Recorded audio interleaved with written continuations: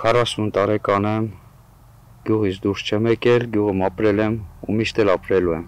Բերքաբեր գյուղից Մուշեղ Մայիլյանը տնամերձ հողամասում նոր տուն է կառուցում։ Սահմանամերձ բնակավայրերում ընտանիքների բնակարանային մատչելիության ապահովման պետական աջակցության ծրագրով 4 եղբորից 3-ն ամուսնացել, իր օջախն է ստեղծել։ Իր համար սեփական տուն ունենալը տարիների երազանք էր, բայց իրենց գյուղում այստեղից հեռանալու մասին երբևէ չի մտածել։ 20 տարի ապրել եմ ուրիշների տանը։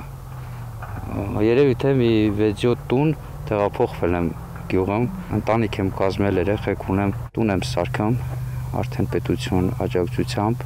Այն որ մարդիկ մտածում են, որ տուն չունեն, չեն կարող ստեղծեն, որ մի հատ քարի վրա դնեն, մի մեշոք ցեմենտ առնեն, մի հատ հիմք կընտրեն, լցնեն, դաժե իրանց հին տունը, որ մի քիչ փուլ չկա, սենց ասած էլի։ Բայց այս ծրագրով համարյա գյուղի 90%-ը օգտվում է այդ ծրագրից, շատ լավ է։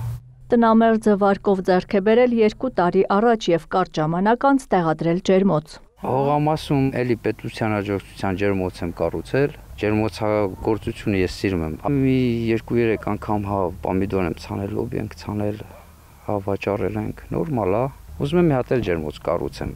Ամուսինները ձեռքերը ծալելու ժամանակ չունեն, տան շինարարությանը զուգահեռ անելիք կա նաև տնամերձ այգում։ Հին ծառերի հարևանությամբ անցած աշնանը նռնենու նոր այգի են հիմնել 200 տնկիով, դարձյալ պետական աջակցությամբ։ 3 տարի իրանք